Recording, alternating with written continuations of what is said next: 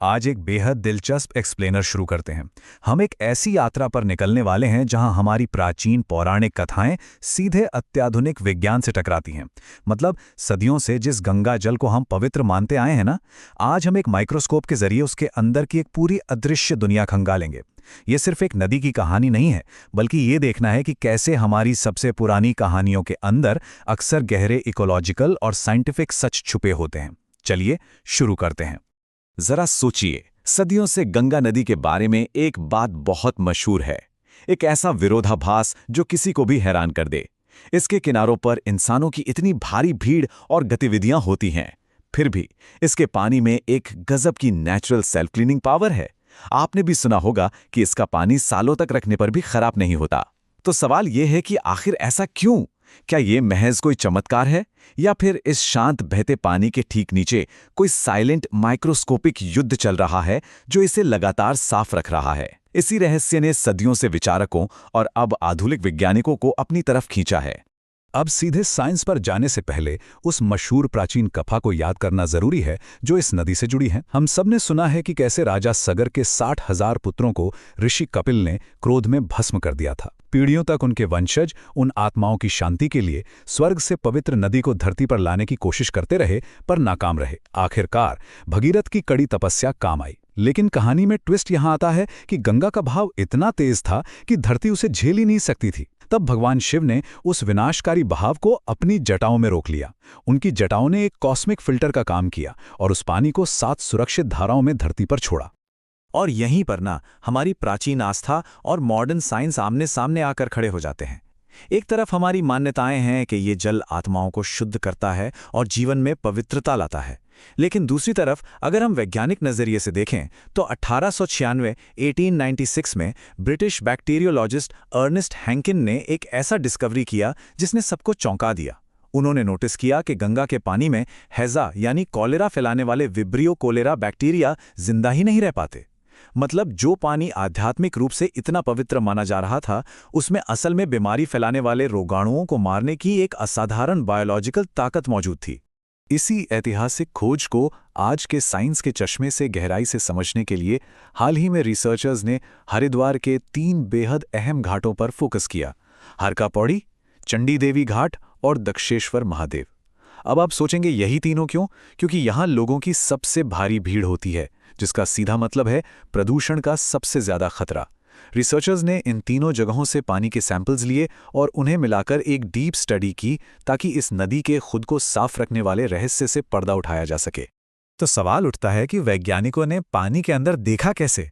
यही एंट्री होती है मेटाजिनोमिक्स नाम की एक कमाल की तकनीक की। देखिए, पहले के ज़माने में बैक्टीरिया को समझने के लिए उन्हें लैब में उगाना या कल्टीवेट करना पड़ता था, जो हर प्रजाति के लिए मुमकिन नहीं है। लेकिन मेटाजिनोमिक्स और नेक्स्ट जनरेशन सीक्वेंसिंग की मदद से वैज्ञानिक अब पर्यावरण से सीधे डीएनए निकालते हैं और उसे रीड कर लेते हैं। इसका मतलब है कि पानी की महज एक बूंद में मौजूद उस पूरी अदृश्य दुनिया का एकदम सटीक नक्शा तैयार किया जा सकता है, वो भी बिना किसी चीज़ को लैब में कल्चर किए। है ना कमाल? और जब उन सैंपल्स के डीएनए को रीड किया गया तो जो डेटा सामने आया वो सच में होश उड़ाने वाला था। 98.88%। जी हाँ, लगभग 23 लाख से ज्यादा जेनेटिक रीड्स को प्रोसेस करने के बाद पता चला कि लगभग 99% हिस्सा पूरी तरह से बैक्टीरिया का था। ये कोई साधारण बेजान पानी नहीं है, बल्कि ये जीवन से खचाखच भरा हुआ एक बेहद बिजी अदृश्य इकोसिस्टम है। इतनी भारी मात्रा में बैक्टीरिया का मिलना ये साफ कर देता है कि गंगा के साफ रहने का राज कोई जादू नहीं है, बल्कि इसी विशाल माइक्रोबायोलॉजिकल डाइवर्सिटी में छुपा है। अगर हम इस डोमेन लेवल डिस्ट्रीब्यूशन पर नजर डालें तो साफ दिखता है कि वो 98.88% बैक्टीरिया किस तरह इस पूरे इकोसिस्टम पर डोमिनेट कर रहे हैं। इस पानी में प्रोटियोबैक्टीरिया का सबसे तगड़ा दबदबा है, लेकिन उनके साथ साथ यहाँ यूकैरियोटा, आर्किया और वायरस की भी एक बहुत ही जरूरी और डाइवर्स मौजूदगी है। ये विविधता कोई इत्तेफाक नहीं है, ये एक बेहद कॉम्प्लेक्स और बैलेंस नेटवर्क है। यहाँ मौजूद हर एक माइक्रोब का अपना एक खास काम है जो इस नदी की सेहत को बनाए रखने में अपना अहम योगदान दे रहा है। और इसी माइक्रोस्कोपिक दुनिया के अंदर छुपे हैं हमारे असली हीरो, जिन्हें हम सूक्ष्म रक्षक या माइक्रोस्कोपिक गार्डियंस कह सकते हैं। इनमें सबसे बड़े खिलाड़ी हैं बैक्टीरियोफेज। ये ऐसे वायरस होते हैं जो इंसानों को नहीं, बल्कि सिर्फ उन खतरनाक बैक्टीरिया को अपना शिकार बनाते हैं जो बीमारियां फैलाते हैं। राइजोबियम फेज, स्यूडोमोनास फेज, ऐसे कई फेज यहाँ दिन रात काम कर रहे हैं। ये बिल्कुल एक अदृश्य इम्यून सिस्टम की तरह काम करते हैं, लगातार उन बैक्टीरिया को ढूंढ ढूंढ कर मारते हैं जिनसे बदबू या बीमारियां फैल सकती हैं। साथ ही ऑर्ट और ओडी जैसे बायोरेमिडेशन प्रोटीन भी पाए गए, जो पानी में मौजूद केमिकल्स और हेवी मेटल्स को तोड़कर प्रदूषण कम करने में मदद करते हैं। अब अगर हम मॉडर्न साइंस के इन पक्के सबूतों को उस पुरानी शिव वाली कथा के साथ जोड़कर देखें तो एक बहुत ही खूबसूरत और गहरा रूपक यानी एक मेटाफर सामने आता है। याद है ना, पौराणिक कथा में भगवान शिव ने अपनी जटाओं में गंगा के विनाशकारी बहाव को फंसाकर धरती के लिए उसे शुद्ध और सुरक्षित किया था। आज का मेटाजीनोमिक विज्ञान भी हमें बिल्कुल यही दिखा रहा है। ये नदी अपने आप में एक ऐसा ही इकोसिस्टम है, बैक्टीरियोफेज और अच्छे माइक्रोब्स का एक घना उलझा हुआ जाल जो हूबहू शिव की जटाओं की तरह काम कर रहा है। ये जाल लगातार खतरनाक बैक्टीरिया और प्रदूषण रूपी विनाशकारी ताकतों को फिल्टर करके खत्म कर रहा है, जिससे पानी हमेशा शुद्ध बना रहता है। इस पूरी स्टडी से एक और शानदार बात साबित होती है, वो ये कि यह नदी कोई बंद या रुकी हुई प्रणाली नहीं है। रिसर्चर्स ने भी इस बात पर जोर दिया है कि मिट्टी, पौधों और आसपास के जानवरों से नए नए माइक्रोब्स लगातार नदी में आते रहते हैं।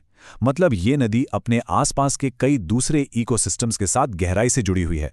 अपनी इस अनोखी शुद्धता को मेंटेन करने के लिए गंगा लगातार अपने पर्यावरण से नए माइक्रोब्स को अपनाती है और उन्हें अपने इस विशाल सेल्फ क्लीनिंग सिस्टम का हिस्सा बना लेती है।